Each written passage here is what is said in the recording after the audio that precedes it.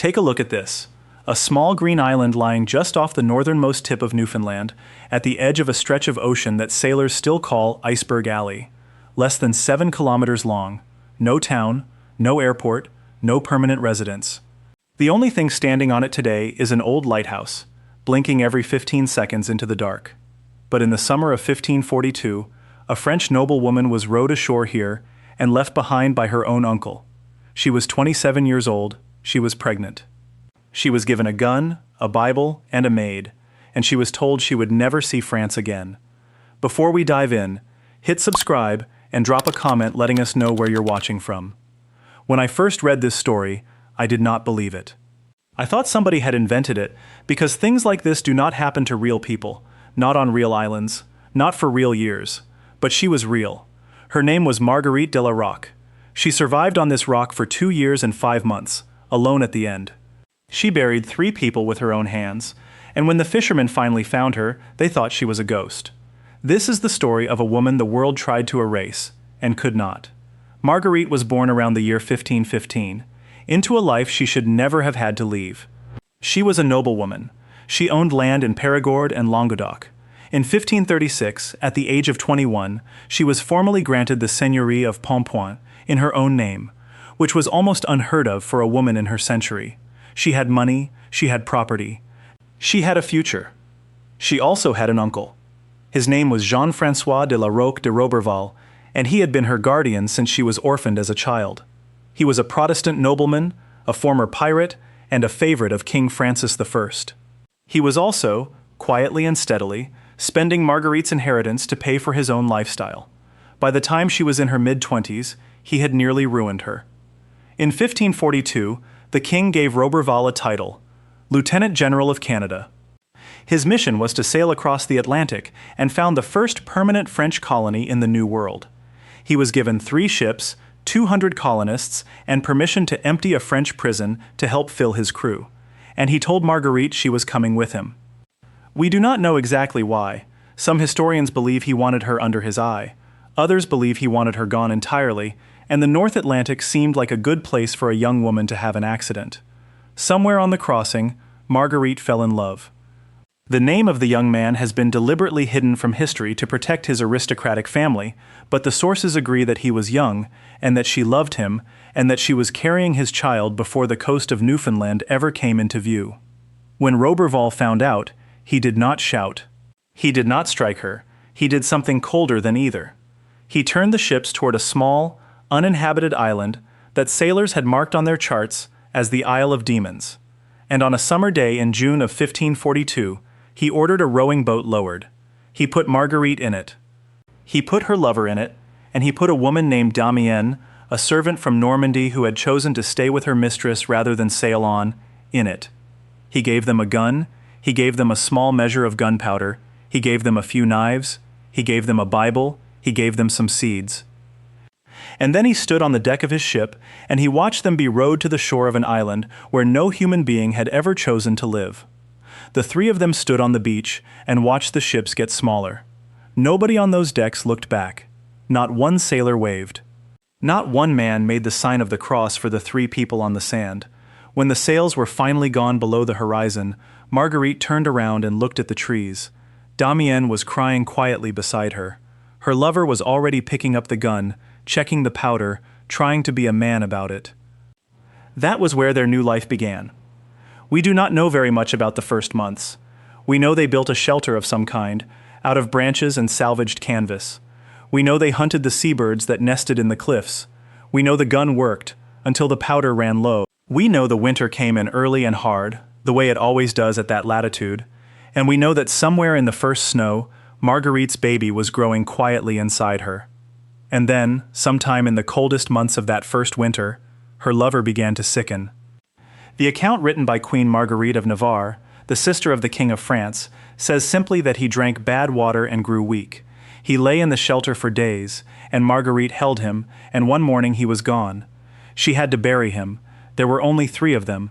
There was no priest, there was no coffin, there was only Marguerite and Damienne and the frozen ground, and she had to scratch a grave out of the earth with her hands, because the earth in that place, in that season, does not want to let anyone in. She buried him. She sat by the grave. And then she felt her baby move. The child was born in the spring. A boy, in most accounts. She held him for a while, and then, because there was almost no food, and because a starving mother produces no milk, he began to cry a smaller cry, and then to stop crying at all. She buried him next to his father. Damienne, the servant who had chosen to stay with her mistress, did not last much longer. Whether it was grief, or hunger, or the simple weight of another winter, no one will ever know. Marguerite buried her too. And then, on an island in the middle of the North Atlantic, with 3 shallow graves at her feet, she was completely alone. She was 28 years old. Now, this is the part of the story that I think about when I cannot sleep. Because you and I would have given up. You and I would have sat down beside those 3 graves and waited for the cold to finish the job. She did not. She kept the fire burning, every single day. Because if the fire went out on that island, she went out with it. She learned to hunt without the gun, because there was no powder left. She caught birds in traps she made herself. She dug for shellfish in the cold water of the harbor with fingers that had once turned the pages of a book. She wrapped herself in whatever she could find. And when, on one of the long gray days of her second year alone, a bear came out of the trees toward her shelter, this woman who had been raised to embroider and pray, raised the last of her gunpowder and the last of her aim, and she killed it. She skinned the bear. She used its fur for warmth. And she went on living. 2 years and 5 months after the ship had sailed away, in the late summer of 1544, a fishing boat working the cod grounds off Newfoundland saw a thin column of smoke rising from the island they had all been told never to visit. The Basque fishermen aboard, hard men who had crossed the ocean for the fish, looked at that smoke and crossed themselves. They believed the island was cursed. They believed the smoke was the devil trying to draw them onto the rocks. They almost sailed away.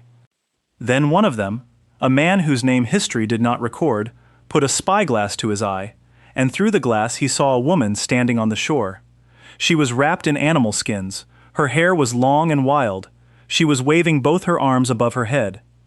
She was thin the way a person is thin who has almost nothing left, and she was completely alone. They turned the boat. When they reached the shore, she could barely speak. She had not heard a human voice in more than a year. She had forgotten what her own voice sounded like out loud. The first words she said to another human being, after 2 years and 5 months of silence, were said to strangers who could not understand her language. She led them to 3 graves. She would not leave them. They had to lift her, gently, into the boat. They took her back to France. And here is the part almost nobody knows. Marguerite de La Rocque did not die a broken woman. She did not sue her uncle. She did not seek revenge. She did not spend the rest of her life telling her story to anyone who would listen. She went to a quiet town called Nontron, in the region of Périgord. She moved into a small manor called the Château de la Mothe, and she opened a school for girls. She taught them how to read. She taught them how to write. She taught them, in the small ways a woman can teach these things, how to survive things nobody was supposed to survive. Every girl who walked out of her classroom carried something back into the world that Marguerite had brought home from the island.